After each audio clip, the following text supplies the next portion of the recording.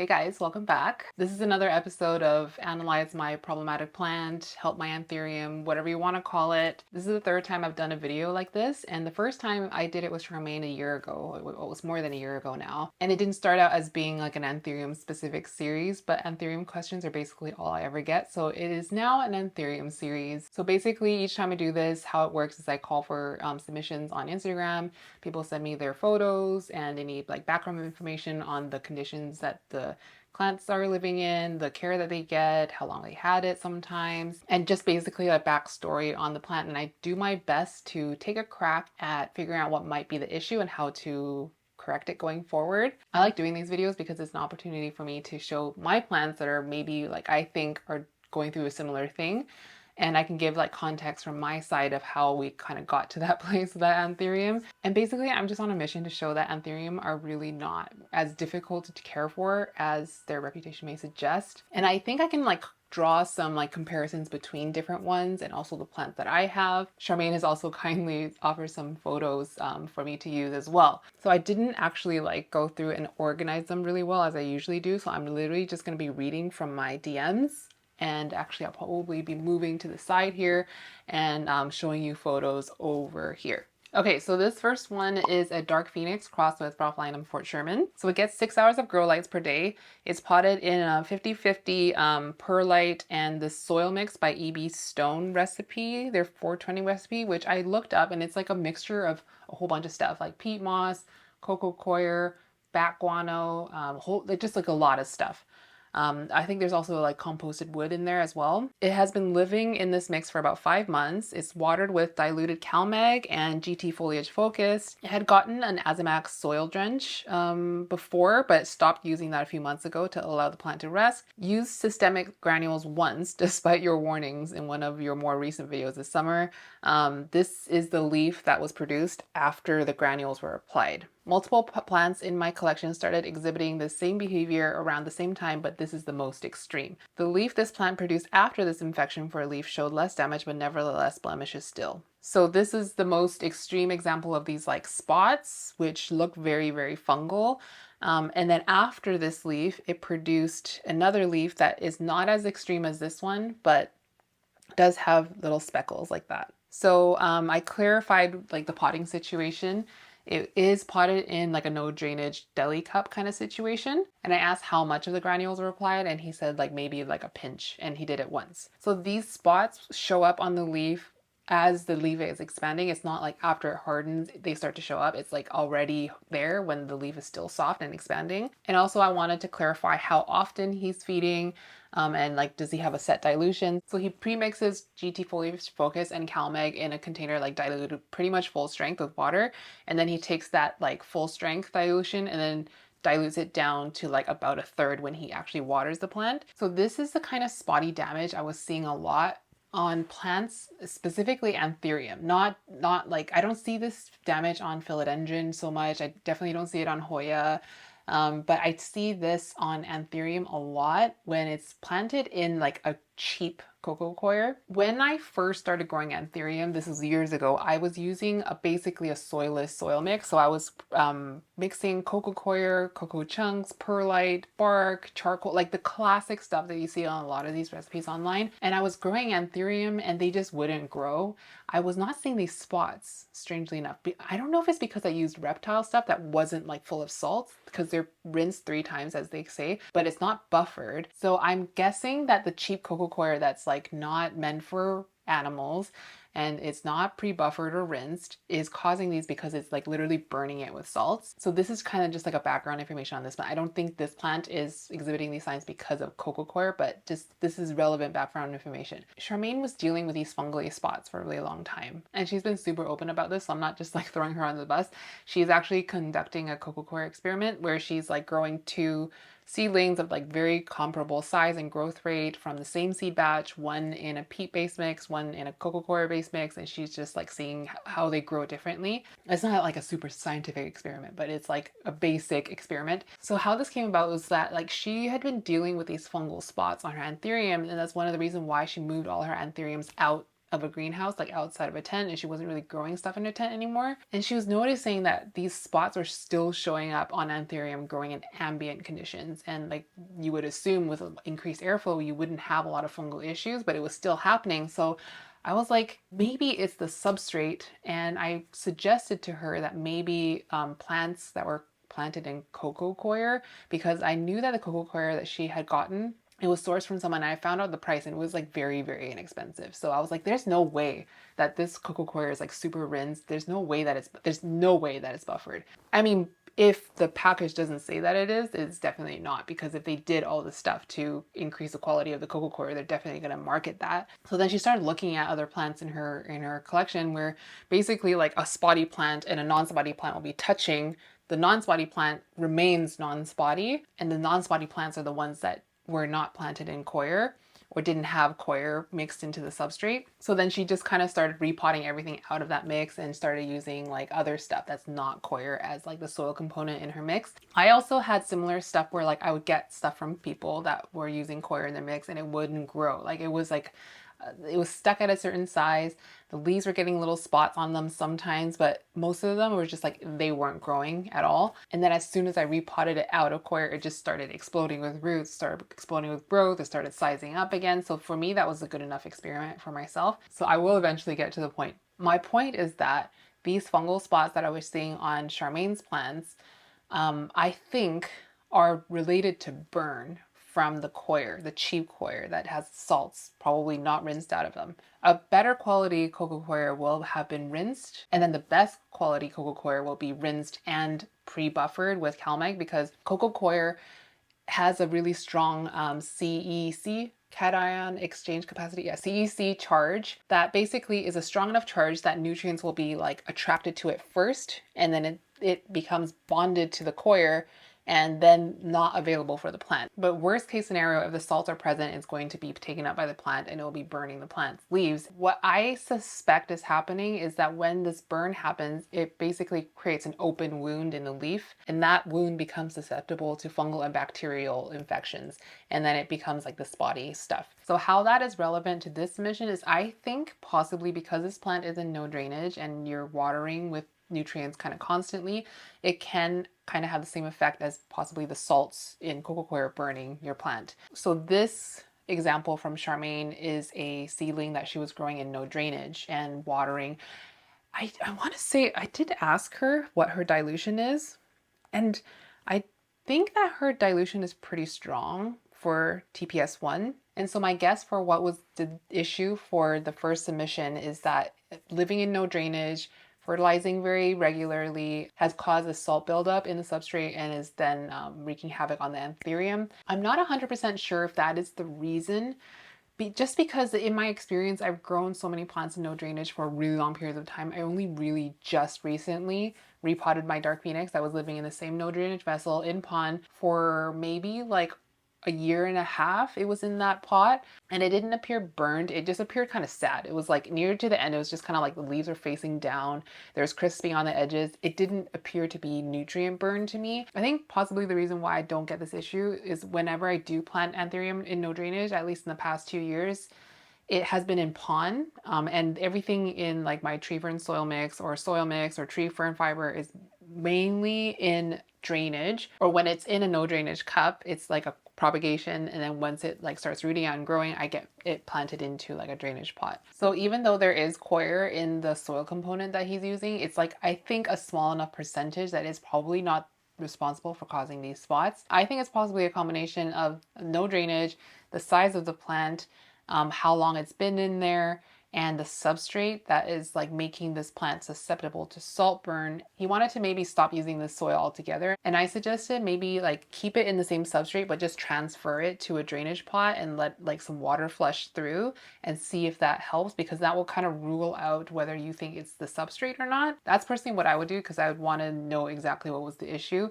Because if I took it out of that substrate and I put it into no drainage, I could never really like pinpoint what exactly was the issue. Was it the salt buildup or was it the substrate? I know that fungal issues is pretty like frequently talked about when it comes to anthurium, because we want to grow anthurium high humidity because they like it, especially the velvet types. And you guys know I grow in ambient and in high humidity enclosures like my tent. And my tent has no fans whatsoever for increasing airflow. I know it's open right now, but it's like closed all the time. I open this, by the way, when I film because I find that the light from my tent and my softbox, it balances the light in the camera better. But yeah, when it's closed, like it's very high humidity. I would say it's probably 90 plus in there. When I open it sometimes, like the walls and the door is like wet. It's very high humidity. I don't have fungal issues. In the past, I've attributed the lack of like mold on my substrate, the lack of fungal issues on my leaves to great white or mycorrhizal fungi. I still believe that to be the case. Because I don't do any of the airflow stuff. It's a tent with lights and it's closed and it's high humidity. And in my experience, there are just certain species that are more susceptible to fungal issues in the same conditions as other velvet anthuriums that don't exhibit the same fungal issues. Like Rockweanum is an example I can think of, that just like I have like powdery mildewy looking stuff on it very frequently, but nothing in here has fungal issues. So I feel like anthurium leaves can be somewhat delicate and show a lot of these fungal spots, which is basically an open wound in the leaf, which then is susceptible to fungal and bacterial attack. And I'm of the belief that it's not just like ambient humidity that's causing the attack. It's like something else that's making the plant vulnerable to attack. It's like one thing like people love and hate about anthurium, but I really like how their leaves are so expressive. In some ways they're so resilient because you can like repot them to your heart's content. They're not going to throw a fit from like transplant shock. They're not going to throw a fit from root disturbance. But if something is off, it will show it in the leaf. It doesn't even necessarily get rid of the leaf, but it will show little blemishes, and there's a lot to learn about it. To draw a couple of comparisons, like compared to alocasia, like you repot it like very gently from one pot to the other, and it just starts dropping leaves.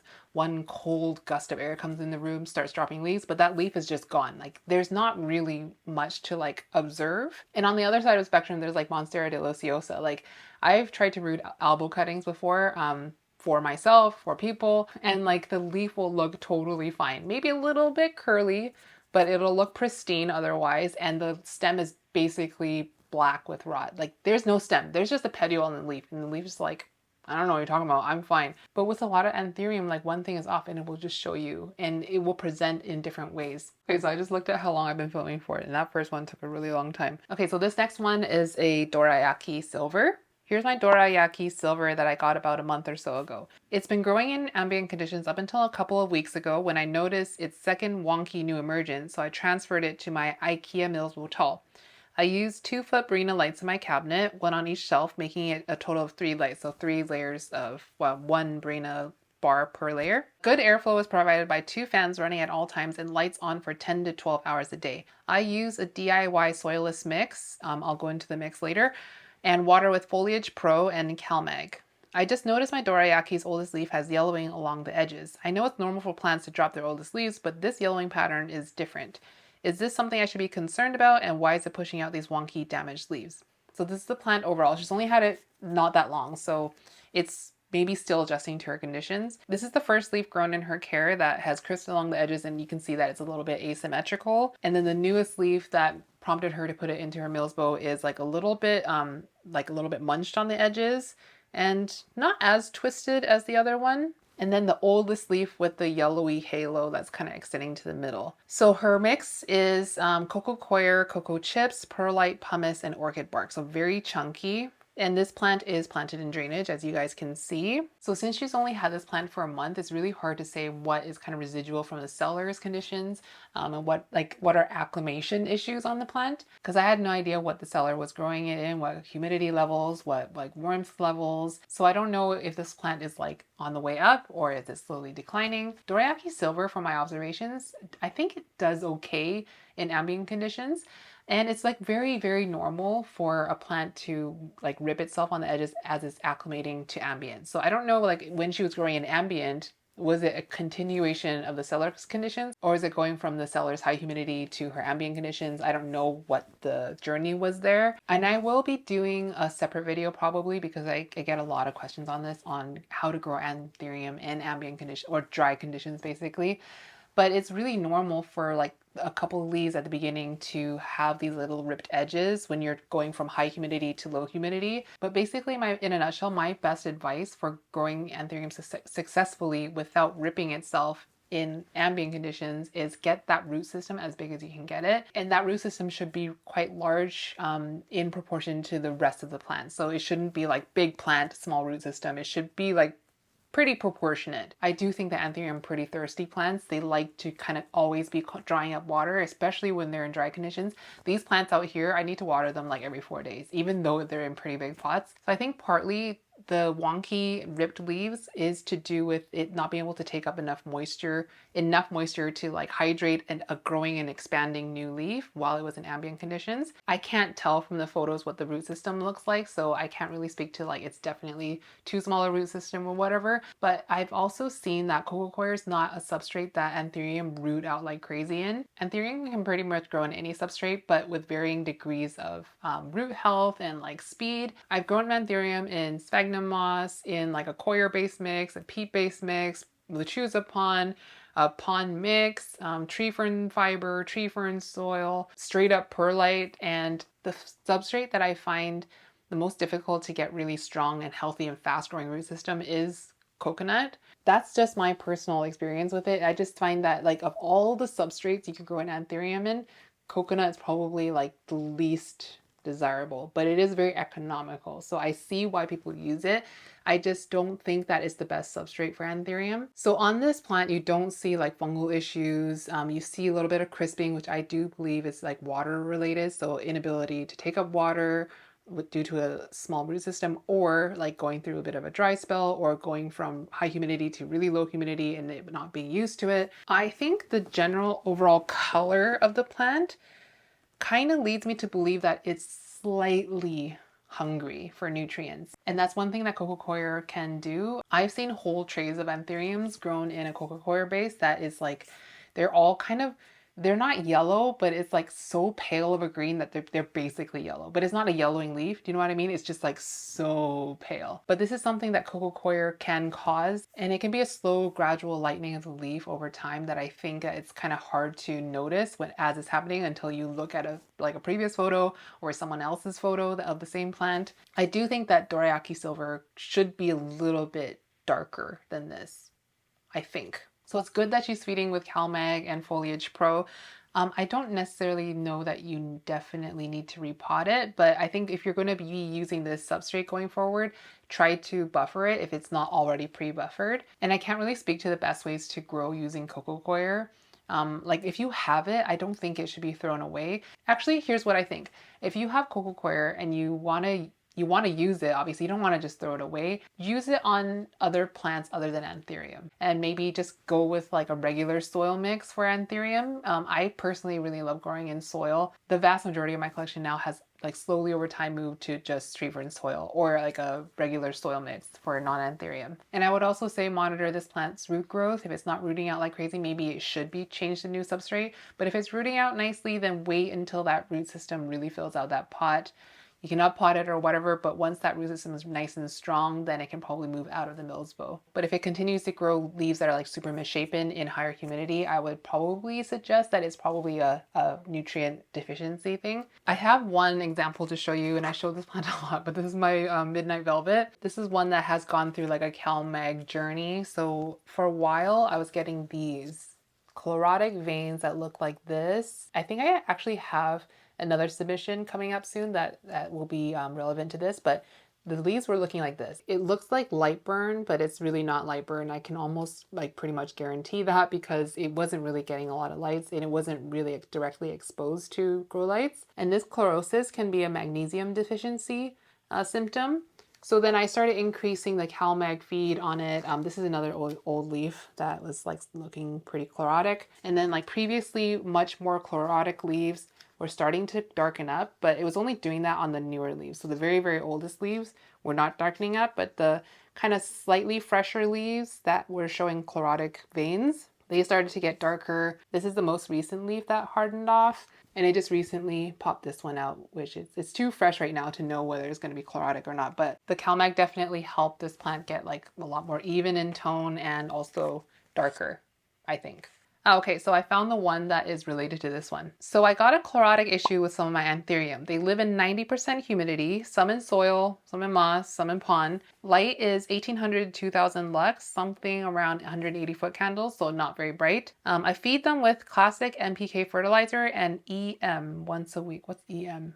I don't think that this is in Canada, but I just Googled it and it says EM is effective microorganisms, so like bacterial inoculant, basically. I thought about nutrient deficiency and tried to add iron and some CalMag recently. I also keep my pH at 5.5 to 6 when I water them. I also asked what her soil mix is, so it's either moss, pond, or soil mix. So soil mix is perlite, worm casting, pine bark, cocoa bark, charcoal, and pumice. I just tried CalMag 2 days ago, so it's too soon to tell, but when I Google my problem, it seems to be iron deficiency. So this is a Doryaki that is looking very chlorotic. Here is a Dresslerite that's living in moss, which is looking really super pale. And the Magnificum that's growing in pond is also looking a little bit chlorotic. And then this Pap hybrid, when it was in moss, only on the emergent, not on the old leaves. Interesting. I honestly feel like they're on the right path because they're not growing in super high light that could be burning. Like it's not light burn. And they've also introduced CalMag. I can't really speak to iron because I don't have any sort of iron supplements in my feed routine. So whenever I've had these chlorotic veins that I've like kind of ruled out light being an issue, CalMag has fixed the problem for me personally. And since she now has CalMag into her feed routine, I do think from now on her leaves are going to start darkening up. Whenever I've been able to fix those like chlorotic veins using CalMag, it's only fixed it on the recent leaves, so it doesn't fix it on the oldest leaves, but like the leaves going forward should have it. And like I am not great at remembering to use CalMag, so sometimes I'm using it more defensively than proactively. So in an ideal world, I'd be using it like every 2 to 4 waterings, but in reality, I'm probably using it every like 6 waterings. A lot of the anthurium that we're growing in our collections are understory plants, so they're not used to high levels of light. So light burn is a pretty common problem. I do think that when a leaf is showing signs of light burn, it's not like all over the leaf unless that whole entire leaf is like evenly exposed to really high light. But oftentimes it'll be like, let's say the leaf is like this, so the light is here. It'll show light burn more on the parts of the leaf that are most exposed to the high light. But if the leaf is like this and you're seeing the chlorosis all the way down, I would question whether that's a light burn thing, especially if it's on a brand new leaf. Like if it's a leaf that's not even done expanding yet and it's like got these like chlorotic looking veins all over the leaf, I would suspect that it's a nutrient deficiency. So anyway, I do think that she's doing the right thing in adding CalMag. Again, I can't speak to iron, and like keeping everything else the same. If you add CalMag and it's like slowly darkening up in between those veins, then you can safely assume that it's a nutrient thing. And doing one thing at a time and observing the results of it kind of helps you like figure these things out. And if you can, like if you're not good at remembering these things, then just like jot them down somewhere. Have a little diary. I personally don't keep a diary like that because I find that I think it's because I have to talk about it in videos all the time. So when you repeat yourself or when you write things down, it helps like the information stick in your memory. So I personally don't keep a journal. Basically my YouTube channel is my journal. But if you find that it's difficult to keep track of these things, like have a spreadsheet, have a little notebook that you jot things down, take lots of photos because the photos can help you compare, because in your memory, maybe you're misremembering it. Maybe you're misremembering it looking worse than it actually does or looking better than it actually does. So like just take lots of photos. Instagram is great for that because like it's a way for you to look back on plants when they were smaller. Okay, so this one is Fausto Mirande crossed with a Clarinervium. So it's in 2400 lux for 12 to 13 hours. Temperature is over 72 Fahrenheit. Let me search. I feel like 72 is warm. 72 F to C. 22 degrees, so pretty warm. In ambient humidity of 40 to 70%, tree fern soil mix, keep fairly moist, repotted a month ago from a more dense soil. So it went from a dense soil to tree fern soil, but overall kept pretty moist. Water with SNS systemic, BTI for gnats, foliage focus, weak amount, and now and again CalMag. The leaves started to get yellow-brown bits and this yellow near the veins after a month in my care. A new leaf is popping and looks good. This is about 3 months in my care from a Florida grower. I have been assuming the issue is due to changing conditions and my inconsistent humidity. So you can see on the older leaf, the overall color is like really even and pretty dark. And these little blemishes started showing that are hardening off to like brown crisp. On another leaf, it's getting these like little kind of speckly specks. And then the newest leaf is looking pretty healthy. This is one that I think is interesting because I suck at Clarinervium. Like I've grown 3 Clarinervium in my lifetime. The first one I ever got, I think I gave it away. The second one, I got so frustrated I threw it away. It, not that it was dying, but I couldn't get it to grow, and I really struggle with Clarinervium. And the thing about Clarinervium is that like they have massive thick udon roots. I don't know about this cross. It might not have quite as thick of roots as Clarinervium, but claries like to dry out. Fausto Miranda, I believe, is also a Mexican species. Correct me if I'm wrong, but I believe it also is. So my assumption is that the care of this hybrid is probably very similar to care of like a pure Clarinervium, which is it actually likes to dry out in between waterings. So I have one clary now. It is a prop. Where did it go? It's right here. You could not even tell this is a Clarinervium. It looks like shite. This is a little stump that Charmaine gave me. She had a really, like, we found a really cute one. Why am I standing up? We were at a garden center and I found one that was like really cute. It was almost like purple with these like, it was super veiny and it looks like little lightning bolts coming out everywhere. So I told her to buy it and I was like, I can't grow claries, so I'm not going to buy it. So she chopped out the stump and gave me a stump. And I'm trying my best to grow this. I think I'm going to repot it into drainage, but this is the only clary I own. So take my advice with a grain of salt, but Clarinervium do like to dry out. And if I were to try to grow this successfully, I would not try to keep it as evenly moist as my other plants. The damage on this, I think, could be the plant like having trouble regulating the water content, maybe cells bursting in the leaf, leaving it open to fungal infections, but it's kind of like healing off in these brown spots. So my advice would be just to like, it's good that it used to be in a denser mix and now it's in a like airier mix, an airier tree fern mix. But from now on, I'll probably let it dry out a little bit more often. So an advice that we had gotten from a friend that grows clary really well was treat your Clarinervium like a succulent, like let it dry out completely. I let my succulents dry out like to the point that they're shriveling. So I personally wouldn't do that. I think I would say treat your Clarinervium like Monstera deliciosa with these like big chunky roots that actually like to have this like dry wet cycle. Maybe let the plant go like 90% dry before watering it and see if that helps that new leaf maintain like that nice pristine look. But if I own this plant, I would treat it differently to my other anthurium and treat it more like a Monstera. Okay, so this one is a Kunayalense. I know kunas are notoriously difficult, so it might be hard to make it happy, but I'd like to try my best. I imported it in April, and it put out 2 leaves in my care. The older leaves yellowed and crisped up over time, and the newest leaf never got as dark around the edges as it did near the sinus. I thought it might be inconsistent in watering, so I just repotted into self-watering setup. New roots started growing immediately. I'm hoping that'll help, but maybe it's not the watering that's the issue. What do you think? Okay, so we can see that the old leaves like really crispy around the edges. There's little like yellow dots everywhere. And the new leaf does look pretty like, what's the word? Uneven in color over the leaf blade. So I don't personally own a Kunayalense. I do think that there are specimens that are like much easier than others, but Kunayalense I think does have quite a reputation for being finicky, really not responding well to drying out. I think it's often seen as like on the same difficulty level as Dresleri, which I also do not own. But I do own a Kunayalense hybrid. Let me pull it out right now. Okay, here it is. This is Magnificum crossed with Kunayalense. So this plant is, I wouldn't call it a struggle, but I've messed up a few times because it lives like kind of tucked into the back because I didn't give it that much light. I tend to keep like my prettiest plants up front because I want to see them more often. So the ones that like maybe have like leaves that look like this, I kind of shove it to the back. But this one I messed up a few times because I let it get completely like dusty dry multiple times. So this would happen. I've since gotten a lot better, it seems. It does seem like I've gotten a lot better. I must have cut off other leaves that looked like the one in the photo, but it would get the yellow halo. It would get super crispy. I don't know this for a fact, but I do think it likes to be a little bit wetter around the feet than other anthurium. So this one I have in tree fern soil, like a lot of my other anthurium.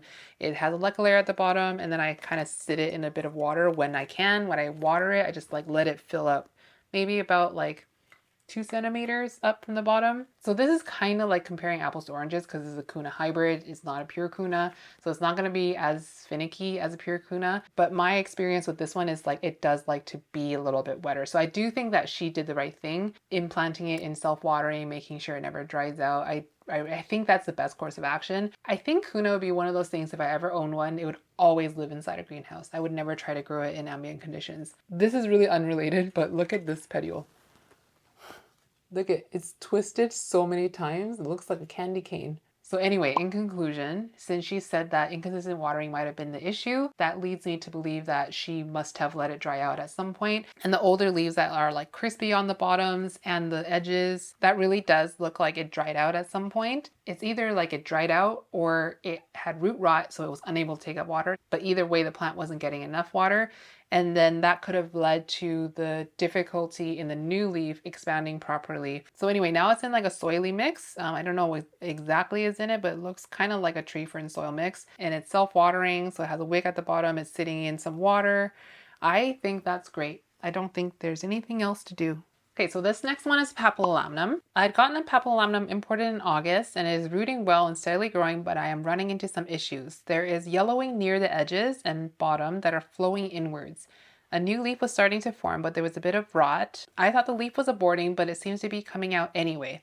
I keep it in a cabinet that is usually 22 to 28 degrees Celsius, so in the 70s Fahrenheit. 70s to like mid 80s, I would guess, and then 65 to 85% humidity. I have it potted in DIY pond with a reservoir and wick. I feed with Super Thrive Foliage Pro and just recently started adding CalMag because I noticed other plants are looking chlorotic. I thought it wasn't an issue, but it's showing on the newest leaf. So this is, I believe, the newest leaf in question. There's like yellowing at the edges. It's the same kind of stuff showing up on the older leaves as well, and you can see that the new leaf is actually coming in. The roots look super healthy in the pond. I will say that this doesn't look chlorotic to me. I will show you my Pap RA5 that is looking very similar. This thing is so freaking wide. Why are you so wide for? Okay, so this is my Papillilaminum RA5. I haven't been babying this plant the way I used to. So it had produced seeds and then it was looking like a little bit like kind of wonky, like just like the leaves were looking a little bit, you know, just it's not sitting pretty anymore. And I just assumed it was because it just produced berries, but then this started happening. And when I noticed this, I realized that the pot was like 100% dry. So this damage looks very, very similar. I don't know if you can see it in the middle here. I don't know if it's showing on that side. Not really. You can definitely see on the back though. There is like the same kind of yellowing in the middle. Here is another leaf that's showing the very, very similar damage. You can see it on the back. So my assumption is that my plant started showing this yellowing thing because I let it dry out, not because it produced berries, although it could have been like a delayed reaction because oftentimes when my plants are producing berries, it starts to crisp around the edges, like for no apparent reason because I never let it dry out when it's growing berries. Here's another pap example. It's really good that I'm actually showing this to you now because it's dry. This is my RA5 Swamp Bunny. Very similar damage, yellowing around the edges. Same thing on the back. It's dry. It's super dry. It's like really, really light. I'm going to water it right now. So I'm just showing you this damage to show that it's probably not a light thing. You can see it's very concentrated on the edges. It's most likely a watering thing for me. And so for this Papillilaminum, if it was ever at one point dry, like completely dried out, that could be what this issue is. But personally, if it was my plant, I would just get it into a bigger pot because I think that it's ready for a repot. On one side of the pot, it doesn't look super full of roots, but on the other side, it looks really, really full of roots. I do think it's ready for a bigger pot. A lot of people won't like to repot anthurium when it's like expanding a new leaf. I'm personally fine with that as long as it's not changing substrate. So if I'm keeping it like it's going from pond to pond, just in a bigger pot, I usually don't have issues with leaf expansion after the fact. I personally just wouldn't cut a plant if it's growing a new leaf because that new leaf is not going to expand properly. Unless you don't care about the new leaf expanding properly, then cut it. But usually that will mean that new leaf just like wilts and dies or doesn't expand properly. But anyway, that's not really related. I would probably get it into a bigger pot at your earliest convenience. Okay, here's a really, really quick one. So this one is an anthurium he had gotten from Cartel Down about 1 day ago. So really, really recent. For some reason, the top growth point seems to be rotten. So this is the growth point in question. So I was a little bit confused because I wasn't sure what he was talking about. Was he talking about like the really, really like blackish tip of the caterpillar or at the base where it's kind of brown? He was referring to the base where it looks like it's browning, but the caterpillar itself looks super healthy. It looks like it's ready to push a new leaf. I think the part of it that's browning, it's really hard to tell because Instagram will just decrease the photo quality so much, but it looks like maybe just a superficial like blemish that is browning, or it could be a secondary growth point that maybe tried to push out something but is like aborting. But I don't think there's any issue here, and especially if it was imported, like it got scrubbed and then exported and then it got shipped. I think that there's no issue. I would only be concerned if the caterpillar starts to rot. So you'll see that like the leaf within the caterpillar is brown because sometimes you can kind of see through it and you can see that it's like dark. That doesn't mean the plant won't grow. It just means that it's going to activate a lower down growth point. But I think this one is totally fine. Okay, so last one is all Luxurians related. Okay, so this one says, I've been struggling with anthurium luxurians and lux hybrids. All the leaves just slowly drop off over time. I suspect it's a watering issue and that it just can't seem to get the potting mix right. I live in Trinidad in the Caribbean. Conditions here are 26 to 33 degrees daily. So like 26 in Fahrenheit is 78, 79, and 33 is 91. So like quite, it's tropical conditions. Humidity 40 to 80% and bright light but no direct light reaches the plant. I double checked and triple checked for pests. There are none that I can find. I feed using a TPS, a diluted solution. Even though we live in quite different climates, your tips and suggestions I have implemented here and have had great success with other anthuriums, making adjustments as needed. The Lux babies, though, really are a struggle. We'll send pics ASAP. Okay, so this first one is a red vein dark phoenix crossed with Luxurians, and you can see like one part of the leaf is like almost fully crisped off. The other two seem okay. And this one is a Luxurians that is like one side of the leaf is fully crisped. She also says like her Luxurians, she has two other Luxurians that are like looking super perfect. Here's one that looks really nice, like pristine basically. But she said that her Luxurians receive a little bit less light than her Lux hybrids. And I asked what the substrate mix was because I see that there's moss on the top, but I couldn't tell if it was like the same substrate all the way down. So the Crystal Lux and Lux Chocolate are in the same mix. So the Lux Chocolate is in aroid mix, tree fern, and orchid bark. There's so many plants, I'm getting confused. Hold on. Okay, and then the red vein dark phoenix Lux hybrid and then the platinum are in the same mix. Super chunky mix, primarily consisting of leca, orchid bark, and perlite with very little potting mix. So it's either aroid mix, tree fern, and bark, or leca, orchid bark, and perlite. I feel like Luxurians, when it was first released to the public, not really released, but it became like very available for people to buy, it was being talked about as a very easy, like one of the easygoing anthurium, like veitchii, like you can underwater it, overwater it, whatever, and it's gonna be fine. I kind of disagree. I do think that Luxurians and Lux hybrids are really suitable for growing in ambient conditions and they don't really need high humidity, but I do think they're difficult to keep leaves looking really pristine because they don't handle edema very well. And I'm going to show you examples. So this one is Crystallinum Lux. So this is the new leaf. It's doing quite well, actually. It's doing so much better now than when I had it in pond. This is an older leaf that is showing like it's really not happy after a dry spell. And I believe, if I'm not mistaken, I believe this was grown in pond and that I was like letting it completely dry out. This is the first leaf grown in my tree fern soil mix. This is the most recent leaf grown in tree fern soil mix. I'm gonna put this plant down because it's too big to just hold on to. So the reason why I say Luxurians and Lux hybrids are difficult to keep pristine leaves is that like when it gets like a dry spell and then water and the watering's inconsistent, I find Luxurians and Lux hybrids have a really like transparent see-through like edge where it's holding on to all this extra water. And I find that those cells can really easily burst. Like I feel like it's more sensitive to that than other anthurium. And so for that reason, I stopped growing Luxurians and Lux hybrids in pond where I tend to have more of a wet dry cycle, and I move them all to tree fern soil where I can keep them more consistently like with moisture all the time. So my advice is that Like, it's good that she's got it now out of direct sunlight, because in the Caribbean, I can only imagine how much like more intense that is than in my conditions. But my suggestion would actually be to get it into a less chunky mix, a little bit denser of a mix, and make sure it never dries out. It's not really that it's drying out that's causing the crisping. It's that when you do water it after a dry spell, the edema can get really bad on Lux and Lux hybrids. Cells can burst. You'll get this like yellowy halo around the sides. I find that edema damage will show up on Lux and Lux hybrids like so much easier than other anthurium that I own. And I think that the chunkier the mix, like if there's like big chunks of bark, lots of leca, that can contribute to like dry pockets or like the overall substrate drying out quicker because there's more airflow in the substrate. I know that a lot of people grow Luxurians really well in pond, but I think my pond mix just dries out quicker because I have like chunky perlite in there, I have orchiata in there. So it definitely for sure dries out faster than straight up pure lechuza pond. This one, the moss on top looks super dry. But probably there's moisture in the pot. I just personally would get it into something more similar to what they have the Lux chocolate planted in, which is aroid mix, tree fern, and orchid bark, but make it a little bit denser than what it has been growing in so that the moisture levels can be a little bit consistent. So it's not doing this as much, it's more like this. I have one more example. It's my Lux Ralphinum Fort Sherman.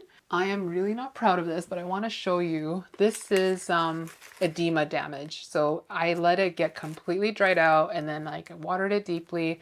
The edema bursts all these cells. You can see it a lot in this newest leaf. It looks bad, but it is pushing out another leaf. The roots look alive. I don't see root rot in here. Lux and Lux hybrids I find like kind of easy to, like they're not gonna just croak on you, but at the same time, one wrong move with water and then this can happen. So you can see that this is still kind of greenish. It is like paper thin. It's like crepey, dry paper here. This is healthy leaf tissue. So this will slowly turn brown, but it is still kind of green because it hasn't lost the chlorophyll yet. It's still there, but it was more like sudden death of the cells because the cell just suddenly like burst with too much water. Every leaf, every leaf got that. Basically, the only leaf that didn't get that much damage is the oldest leaf on the plant. It's really bad. I am so sad about this because I really like, this is probably my favorite Lux hybrid that I have. And I was trying really hard to get it like nice and dark. Do you see how nice and dark this leaf is? I've been working with the light levels to get it like really inky black because I know this hybrid can be super black. And I just messed up and I let it get too dry. Right now it's fine. I'll give it a little bit of extra water. It doesn't necessarily need it, but it's like kind of approaching needing it. But yeah, I think it's literally just like dialing in substrate density in relation to watering habits. That will be the key. One last example. This is my Carla Lux that I love so dearly. I feel like, okay, that one was one of my favorite Lux hybrids that I own. This one also is. So this one is looking so nice, except for this leaf. This one's all crispy on the edges. So this leaf grew out when it had suddenly lost a bunch of roots, so it wasn't able to take up water. But ever since then, I do baby this plant because it's like right in the front of my tent, so I see it all the time. So I'm aware of when it's like needing water. It doesn't need water right now, but the leaves have been able to be damage free. And because I'm not letting it dry out and then watering it and then letting it dry out, watering it, there's no yellowing on the edges. Like older leaves are looking totally fine. So I think possibly why this person thinks it's like there's something severely wrong is because Lux and Lux hybrids are always talked about, not always, but often talked about as quite easy anthurium, like beginner friendly anthurium. Watering is not like the most difficult thing to understand and get right, but it's so schedule dependent. So like it's really easy to get busy and then forget about a plant, or it's like tucked to the side and you forget to water it. And then the edema damage is so gnarly looking that it looks like maybe something more serious than very simply just like being a couple days late on the watering. So that brings me to the end. I think that's all we have time for today. I can't guarantee that these are definitely the issues with these plants in question, but hopefully it's helpful to at least one of you. I'll be linking the first and second episode of this series in the description for anyone who's interested. There's probably some overlapping issues here and there. But yeah, I hope you have a great rest of your weekend. I love you so much and I'll see you in the next one. Mwah!